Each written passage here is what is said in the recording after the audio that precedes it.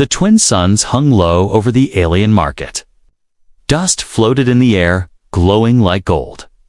Merchants shouted. Creatures of every shape and color moved between stalls. There were sounds of metal clinking, animals groaning, engines rumbling.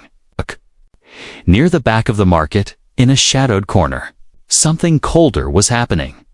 She stood still, bare feet on hot stone, arms tied behind her back. Her skin was soft gray, her hair silver white, her face young but hollow. She didn't cry, she didn't speak. Her bright alien eyes stared at the ground like she wasn't even there. 3 alien traders circled her, big, broad-shouldered, and armored in dust-covered leather.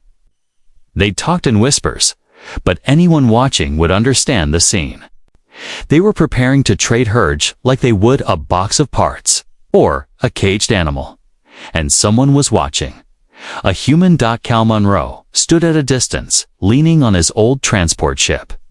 He wore a dirty jacket, boots full of holes, and a communicator. On his belt, he had no rank now, no orders. Just a job. Bring power cells to the station, take payment, and leave. But his eyes had stopped on the girl. Something in her didn't match the world around her. The market was loud. She was silent. The traders were laughing. She was still as stone. And something about that silence hit him like a punch to the chest. One of the traders pulled out a small black case. He opened it just enough to show the glimmer of weapon chips. Another alien, tall and nodded, and handed over the girl's bindings. That was it? That was the deal. She had been traded like junk. Cal's knuckles tightened. He looked around. No one reacted. No one cared. The local guards turned away. Other aliens passed by like this happened every day. Maybe it did. Not your problem, Cal whispered to himself, but it didn't feel right. He knew this galaxy had fought in wars. He had watched colonies fall, seen innocents burned, seen powerful men make cruel choices. But this was different. This wasn't war. This was just people being monsters for profit. The girl looked up once, just once. Her eyes met his. Not begging, not hoping, just asking why. That silent question burned into his brain. The trader pulled her forward. She stumbled. He yanked her harder. Her knee scraped the ground, but she didn't cry. Her face stayed calm, empty, like she'd already stopped feeling pain. Cal looked down at his communicator. He could call in his ship now. Leave in 5 minutes. He looked back. The girl was gone from view. Dragged behind the stall, he took a breath, and then another. And then he moved. 5 minutes later, he stood behind the trader's booth. He didn't even remember walking there. His fists were clenched. His boots felt heavier than usual. His brain screamed, "Don't get involved." But his heart whispered something stronger. No one else will. He asked, calm and quiet, "What's the price?" The traders laughed. "She's already been sold," one of them said. "To who?" "Doesn't matter. She's not your concern, human." Cal stared at them. "She should be with her own people." The trader spat. "They're the ones who sold her. Paid us to take her far." That hit harder than a slap. Her own people, her own family. They traded her away. Like nothing, something snapped inside Cal. "You'll regret this," he said. "Is that a threat?" The trader grinned. "No," Cal replied. "It's a warning." He walked away. Slowly, but inside, the storm had begun. His boots kicked up dust with each step. His thoughts burned. He didn't have a plan, but he had made a choice. That night, the market died down. Lights dimmed. Traders drank, laughed, or locked up their goods. Cal returned to his ship. He opened a hidden compartment, took out a small toolkit, a blade, and an old combat tracker. His hands were steady. His jaw was tight. He waited for darkness to settle fully. Then, without a word, he walked back to the far corner of the market, where the girl was kept. Inside a steel cage, she sat curled in one corner, arms still bound.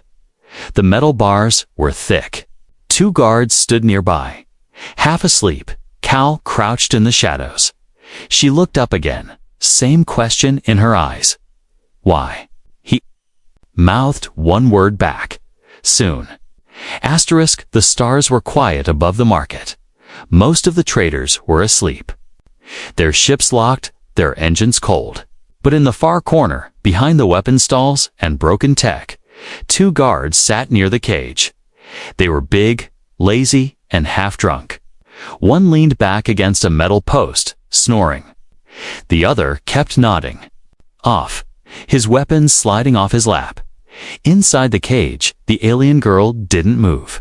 Her hands were still tied. Her eyes were open but empty. She had stopped hoping long ago until she saw him again. Cal crouched in the shadows, just beyond the firelight. His hands held a small device, a signal blocker. It blinked red. No cameras would catch this. No alarms would ring. This was the moment.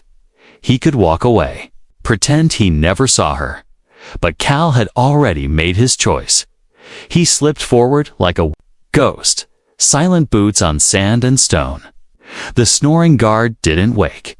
The second one turned his head, but it was too late. Cal struck fast. One hard hit to the jaw. Then a second. Both guards dropped without a sound. He moved to the cage. The girl stared at him, silent, like she didn't believe it. He knelt, pulled out a plasma cutter, and started slicing through the cage bars. Sparks hissed in the dark. The smell of burned metal filled the air. He worked fast, and focused.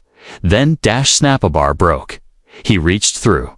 Her arms were cold, so cold. And thin. When he touched her, she flinched but didn't pull away. "I'm getting you out," he whispered. She didn't speak. He cut her bindings, then wrapped her in his own coat. She was shaking, but not from fear. From weakness, hunger. Cold. Cal lifted her up. She was light to light for someone her age. He held her close as he moved through the shadows, dodging lights, avoiding patrols. Every step was danger. Every second was risk. But he didn't stop at the edge of the market. He reached his ship, a rusty old freighter named the Sparrow. He typed the code fast. The hatch opened with a hiss. "Get us off the ground," he whispered to his AI. Now, the ship started humming. Cal carried the girl inside, laying her gently on a padded bench. He brought out a water pack and a food bar. "Eat," he said. She blinked at the food like she didn't know what to do. "It's safe," he said softly. "I promise." She took a bite, then another. Then more, eating like someone who hadn't tasted food in days. Maybe weeks. Cal sat across from her, watching. His hands were still shaking. He had just broken laws, human laws, trade, rules, interstellar peace codes, all of it, all for one girl. And yet, he didn't regret it. Not for 1 second. A few hours later, the ship left orbit. The market grew small behind them. Just another dot in the stars. Cal finally relaxed, but only a little. She was still quiet, still watching him. "Do you have a name?" he asked. She looked away. He didn't push. "I'm Cal," he said. "I used to be a soldier. Now I fly cargo. Nothing special." Still no reply. "That deal back there, that wasn't right." "What they did to you?" She slowly looked at him again, and then, in a voice like a whisper breaking through ice, she asked, "Why?" It was the same question she had asked with her eyes. Why help? Why care? Why risk everything for her? Cal didn't have a fancy answer. He didn't talk about duty, or honor, or submission. He just said, because no one else did. Silence followed, but it wasn't cold anymore. It was calm. She held the food bar tighter, then looked down. "They said I was broken," she said. Softly, "Not worth keeping." Cal's fists clenched. He had heard terrible things in his life, but somehow this hurt more than any battlefield. "You're not broken," he said. She didn't reply, but her eyes changed just a little. A flicker of light returned. He stood. "Walk to the control panel. I'm taking you far from here. Somewhere quiet, somewhere safe." She watched him, still wrapped in his coat. "Do I get to choose?" That stopped him. He turned back. "Yes," he said. "From now on, you choose. Everything." And for the first time since she was traded away. The girl nodded, just once, and it was enough. Alarms didn't go off right away, but when they did, it was chaos. Back on the alien trade moon, the traders roared with anger. 2 of their guards lay unconscious. The cage was broken. And the girl, the one they were paid to deliver in secret, was gone. The leader of the trade group, a scar-faced alien named Vorth, smashed his cum device on the ground. "She was part of the royal shipment," he growled. "Now we're dead if we don't get her back." A bounty was placed on the human. High reward. No questions asked. Wanted human male. Stole royal property. Armed and dangerous. Across the system, hunters received the ping. Meanwhile, Cal's ship, the Sparrow, floated quietly in the shadows of a cold gas giant. Inside. The girl sat in the corner of the cargo bay, knees hugged to her chest, wrapped in Cal's coat. She didn't speak much, but she watched. She always watched. Cal moved around. Her ship, checking systems. His jaw was tight. The bounty alert had already reached him. He looked over his shoulder at her. "They're coming," he said simply. She didn't flinch. She had expected this. "They're not just traders," Cal added. "Someone powerful wants you. And I think it's more than just profit." The girl stayed silent, but Cal could see it in her eyes. She knew. Maybe not the full truth, but enough to know she was important in a way others wanted to control. That night, the stars outside blinked fast. Warning signs lit up on Cal's console. A ship, Noah Hunter, small, fast, and armed. "Hold on," Cal muttered. "They found us." He threw the Sparrow into motion, engines roaring. The little freighter was old, but she could still run. Blaster. Fire shook the ship. "Shield down to 63%, said the AI. "Buy me time." Cal shouted, flipping switches and dodging between asteroid debris. The girl gripped her seat. Her breath shook, but her eyes were calm. Focused, not afraid, just ready. Like she had lived in fear so long. Nothing shocked her anymore. Cal fired. Back. A few quick blasts. One lucky hit, the Hunter ship spun, smoking. "Not today," Cal whispered. But more signals lit up. 2 more Hunter ships entered the extinct system. They weren't just looking anymore. They were hunting. Cal landed on a hidden moon, covered in crystal dust and caves. He guided the girl through narrow tunnels, deep underground. Their boots crunched softly. Her hand held onto his sleeve, something she hadn't done before. They reached a cave with old tech, buried under rock. Cal lit a fire using a portable sparkstone. The heat warmed them both. The girl finally broke the silence. "My name, I think it's Eliara." Cal looked up. He didn't ask how she remembered. He just smiled. "Eliara," he repeated gently. "That's a strong name." She nodded, slowly, like she wanted to believe it. In the cave, Cal fixed his comm. It flickered with messages. One from an old friend. A warning, they doubled the bounty. Half the galaxy's watching now. "Run, Cal. This is big." Cal shut it off. He looked at Eliara. She had fallen asleep beside the fire, her silver hair glowing. In the light, she looked peaceful, like a normal child. But he knew better now. She wasn't normal, not just because of her species. Or the trade deal. There was something in her blood. In her eyes.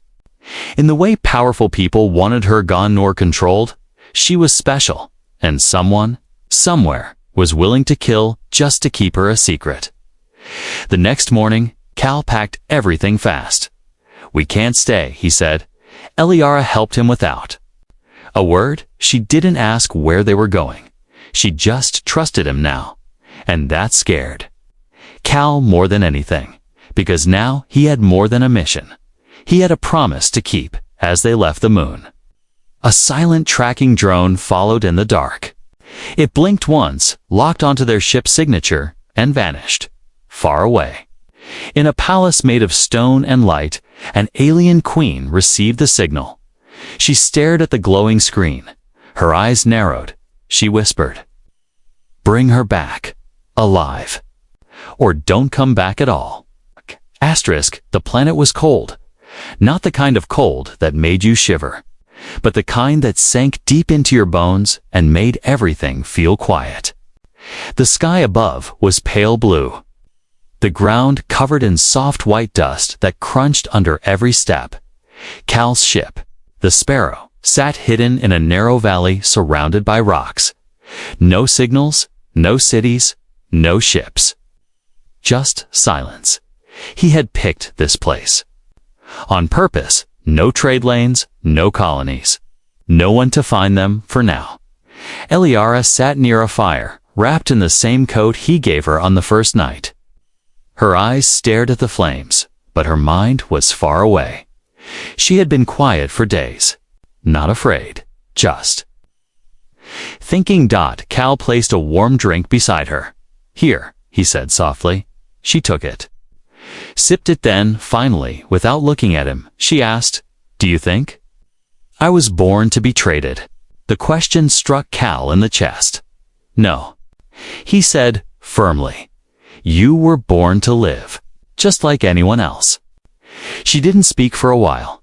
Then she whispered, "I wasn't always called Eliara." Cal raised an eyebrow. "No?" She closed her eyes, thinking hard. "They used to call me something else, I think. Before I was taken." He waited, patient. She opened her eyes and said, "Elia's light." Cal frowned. "What does it mean?" She looked at him. Her voice shook. "It was a title, not a name. I think I was ... supposed to lead something, or protect something, but I don't remember what." That night, she had a dream. She stood in a palace's walls, tall and glowing like living crystal. All around her were faces, tall, elegant aliens. In long robes, kneeling before her. A crown floated above her head. Then dashed chains, a sharp voice screamed, "She's too dangerous. Get rid of her." She was dragged away. Her crown fell to the ground and shattered. Eliara woke with a scream. Cal rushed to her side. "It's okay. You're safe. It was just a dream." "No," she gasped. "It was real." The next day, Cal brought out a small scanner. "This might help," he said. He scanned her wrist. A glowing symbol appeared, a royal sigil. One used by only the high houses of Zelri Prime. Cal blinked. "You're not just anyone," he said. Eliara stared. "At the mark, they erased me," she whispered. "No," Cal said. "You remembered." Later, while fixing his engine, Cal sent out a fake cargo ping to draw attention away from them. But his signal was picked up by someone else. A voice crackled through the speaker. "Cal Monroe. You're flying with stolen blood." Cal stiffened. "Who is this?" "I'm Commander Tazik. I used to fight beside you in the Outer Wall War. You saved my crew once. That's the only reason I'm warning you now. They're sending elites, not just hunters. You need to disappear." The message cut off. Eliara stood behind him. "They're coming, aren't they?" "Yes," Cal said. But so are answers. They traveled to an old research station hidden on a moon with shattered buildings and broken satellites. There, Cal found an old friend, Dr. Vila, a human xenohistorian. When she saw Eliara, her eyes widened. "She's one of the crown-born." "What's that?" Cal asked. "Not rulers," Vila explained. "Protectors, each one chosen by the living core of Zelari Prime. They don't just rule, they bond with the planet." "And what happens if one goes missing?" Cal asked. Vila's face turned pale. "The planet starts to die." Eliara sat quietly nearby. She had always felt a strange connection to nature. She knew when storms would come, when fire was close, when a place was sick. Now it made sense. "I don't want to be a queen," she said. "You don't have to," Cal told her. "You just have to choose your own path." But far away, on Zelari Prime, the queen who ordered her removal felt the planet shaking. The crystal throne flickered. She gripped her crown. "She's waking up," she whispered. "The planet remembers her." Her advisors asked, "What should we do?" The queen answered with cold eyes, "Kill the human. Bring the girl back. No more chances." Back on the broken moon, Cal watched Eliara walk through a field of glowing moss. Her fingers brushed the ground. Everywhere she stepped, life began to grow again. She wasn't just a child. She was a living piece of something ancient, and now everyone in the galaxy would want her. But Cal had made a promise. No one would take her. Not again. The High Court of Zaris Prime hadn't held a trial in decades. It was no ordinary courtroom. It floated in the sky, built on a platform of stone and light, surrounded by glowing winds and guarded by elite soldiers in crystal armor. Here, only the most dangerous cases were judged. And today, the court was filled with voices, questions, and fear. A human had been captured. A stolen royal heir stood beside him. Eliara, the girl who had once been forgotten, now standing tall, facing her own people. Cal was bruised, his hands bound again. He stood in chains before the Council of Zalri leaders, 5 tall figures with long robes and cold, glowing eyes. They didn't look at him like he was a person. They looked at him like a virus. "You stole royal property," one of them said. "She's not property," Cal replied. "She's a person, a child. You gave her away." "She was dangerous," another said. "She awakened the planet. That power could destroy us all." Eliara stepped forward. She wore a simple white robe now. No chains, no cuffs. But her voice was louder than any weapon.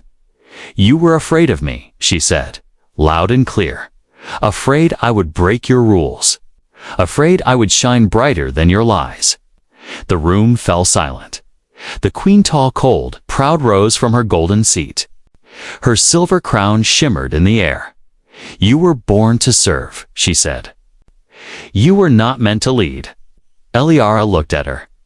"I was born from the heart of the world," she said. "You tried to silence me. You traded me like I was nothing, but the planet remembers me." Suddenly, the floor under her feet began to glow. A living light rose in swirling patterns. The council gasped. The crownstone, hidden inside the court, began to pulse with light. It hadn't reacted to anyone in centuries. Now, it was responding to her. The queen's voice cracked. "That's impossible." A judge stepped forward, uncertain. She speaks the old truth." Another voice rang out from the guards. "I saw her wake the dead soil on Karun Moon.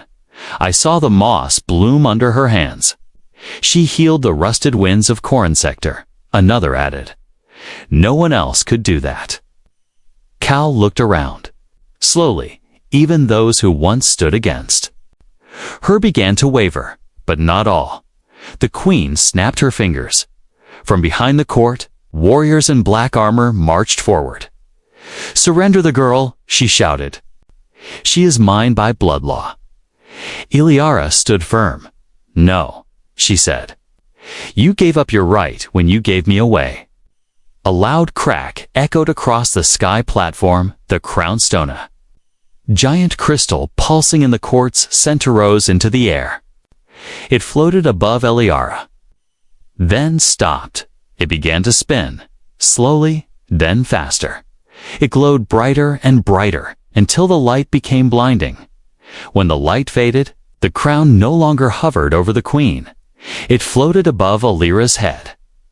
Every voice went silent. Even the wind's cow couldn't believe what he was seeing. The crown stone rejected every heir for hundreds of years, and now, without being asked, had chosen her. A child they threw away, a girl they called broken, a life they tried to erase. She was not just a symbol, she was their truth. The queen screamed, "Stop this! Kill the human! Bind the girl!" The soldiers hesitated. Then, one by one, they dropped their weapons. The queen turned. Even her personal guards were kneeling. But she refused. With a cry of rage, she rushed forward, blade in hand, straight toward Iliara.ko. Lunged, but he was too far. Iliara didn't run. She raised one hand. A beam of light burst from her palm, pure gold-white energy. The queen froze in place, her blade crumbling to dust. Alira's voice was calm. "You taught me fear." She lowered her hand. "But I am not afraid anymore." The queen collapsed to her knees. Tears ran down her face. But no one moved to help her. The court belonged to Iliara now, and she turned. Not to the throne, not to the council. She walked to Cal. His chains fell off. She reached out, took his hand, and said only one thing. "I choose him." Cal looked around. Everyone bowed, not to him, to her. But she didn't let go of his hand. And for the first time in a long time, he felt like he finally belonged somewhere. The crown stone had chosen. The sky court, once filled with anger and lies, was now silent. The crystal crown floated above Alira's head, glowing softly, not forced, not claimed. Chosen, but Alira didn't walk toward the throne. She didn't sit in the golden seat made for rulers. She walked back toward the man who had broken every rule to protect her. Toward Cal. His clothes were torn. His face was bruised. His hands still smelled like engine oil and battle. But when she reached him, she smiled. "I don't want a crown," she whispered. "I want a choice." She took his hand again. "And I choose you." The council stood frozen. One of the older leaders stepped forward. "You are the chosen heir. You must stay and lead." Iliara looked him in the eyes. "I will lead," she said, "but not like you want." Her voice was soft, but strong. "I won't rule with fear. I won't sit above others. I will walk among them. And I will not do it alone." She looked at Cal. Her protector, her shield. Her family, the people of Zelari Prime, gathered in the skies and cities below. News spread fast. The lost child lives. The crownstone chose her. The queen is fallen. Some were angry. Some were afraid. But many, they cheered, because they remembered the stories. The old tales of the crownborn. Those who could hear the planet's breath and feel the heartbeat of the stars. And now, that legacy was alive again, in the palace garden, far from the court. Iliara stood barefoot in the soil. Cal sat nearby. Watching her, she pressed her hands to the ground, and the earth responded. Vines rose. Not wild, but gentle. A tree bloomed. One that had been dead for years. Birds circled overhead, singing a melody long forgotten. Cal shook his head. "You're amazing." Iliara smiled. "No, I'm just alive now." She turned. "Do you know what kept me alive when I was in that cage?" "He waited," she said. "The moment you looked at me, like I was worth saving." Cal's throat tightened. He looked away, but she stepped closer. You never asked what I was. You never cared about power or title. I just saw someone who needed help, he said quietly. She nodded. And that's why I want you beside me. Later, the council held a gathering in the Hall of Light. Thousands watched humans, aliens, diplomats, refugees, workers, and leaders. Eliara stood at the center. Her silver hair shone like starlight. She wore no crown, no throne, just a simple cloak. She raised her voice for all to hear. I was thrown away, she began, treated like a thing, forgotten, but one man refused to walk away. She pointed to Cal, who stood at her side. And because of him, I am still here. Gasps rippled through the crowd. I will not be a queen, she said. I will be a guardian, and he will be my shield. The people began to cheer, not all, but many, because in that moment, something changed in the galaxy. A girl who was once nothing became a symbol of hope, and the man who saved her became something more than a soldier. That night, Cal and Eliara sat under the stars. She leaned her head on his shoulder. He asked, "Do you think they'll follow you?" She smiled. "Some will. Some won't, but I don't need all of them. I just need to remember who I am." He looked up at the stars. "You're going to change everything." She looked at him. "I already did." And so the story of a forgotten girl, a traded child, a stolen heir, ended with a choice, not of power, not of revenge, but of love and trust, because one human refused to walk away. And that made all the difference.